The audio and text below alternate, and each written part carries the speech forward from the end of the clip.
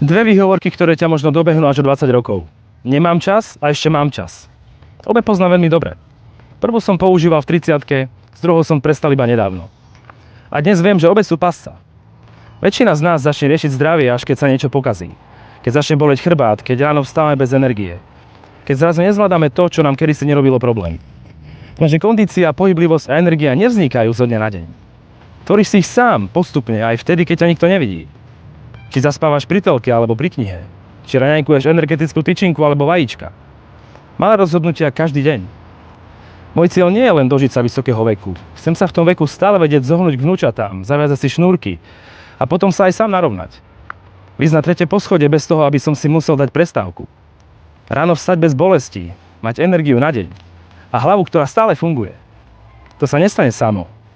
Buduje sa to postupne, jedným rozumným rozhodnutím za druhým. Ako chceš fungovať ty o 20 rokov? Napíš mi to jednou vetou do komentára. Naozaj ma to zaujíma.